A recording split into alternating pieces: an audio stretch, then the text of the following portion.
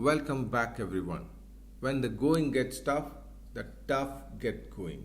That's what comes to my mind when I see the performance of our present Team India. We were all thinking that our present Team India is almost unbeatable given the fact that we spent almost 1.5 months here in UAE, got acclimatized with the pitches and conditions over here after a successful IPL season. However, it is now clear to every Indian supporter that they were in a fool's paradise. There seems to be some substance in it when you look little closer into the matters, at least for an analysis sake. And the inside stories coming out from the close sectors are not very promising either. Something that is unheard of for Team India in a long time.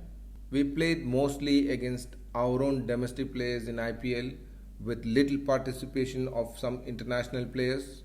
It was like playing and beating our own family members and rejoicing and believing that we are the best in the business.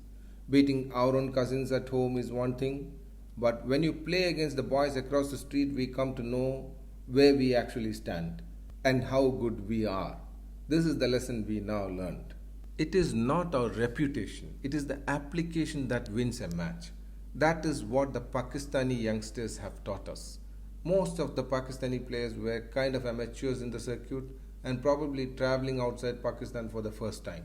Yet they were quite poised and worked together for a common goal to achieve something which their formidable predecessors couldn't achieve in the history of World Cup against Team India. That shows how pathetic is the state of affairs in the Indian camp. It was not a single incident and it happened in a similar pattern for the second time against New Zealand also. They say it is the toss. If it is only the toss, then let's toss and decide the winners and stop this physical exercise. Toss has always been a factor in cricket, but that's not all. That's what England has shown us in the match against Sri Lanka on Monday. They were also 35 for 3 in the power play, but they ended up making 163 for 4 by the close. So what is missing for India? We already discussed the selection issues previously, so let's keep that aside for now. When you look deeper into this present Team India, you could notice one thing.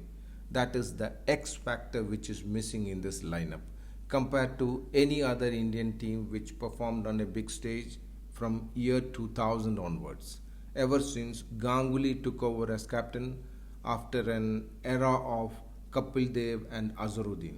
Since then, we had Sehwag, Yuvraj, Kev, Robin Singh, Pathan brothers for a brief period, and then Dhoni held the fort until recently.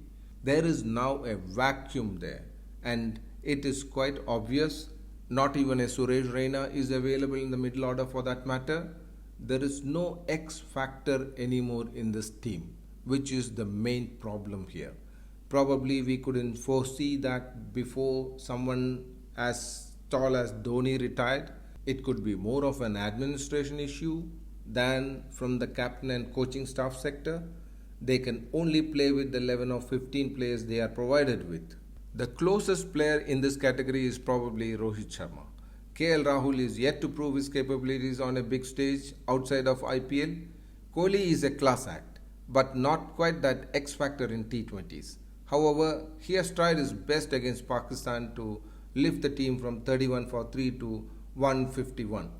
But we did not have the bowling power to defend a pass score, and that is a fact. Bumrah is the only special bowler. The rest of the bowlers are not good enough to defend a challenging total. We are used to playing on placid wickets which are tailor-made to make 200 plus runs in 20 overs for the technically less skilled batters to score and then the ordinary bowlers to defend, or vice versa. This is our game on Indian pitches. Boundaries are also cut short for the modern rubber integrated bats that any ordinary batter could come and hit a six with one hand. Sixes are not the trademarks of Greenwich, Richards or Kapil Devs anymore. It is like a rocket decorating the Diwali nights which could go up from any nook and corner of the street. Pointless to blame the average spectators who believe that they are the best in the world. This is the problem we need to address.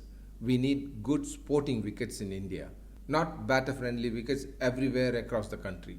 Some clever people in the world cricket may have identified this factor, maybe to expose this prejudice hanging around and extract the best in the business to emerge as the T20 champions this time. We had briefly raised this case in one of our previous videos in this channel, and maybe this is the answer for it. When the going gets tough, the tough get going. Thank you for the time and bye for now. Take care.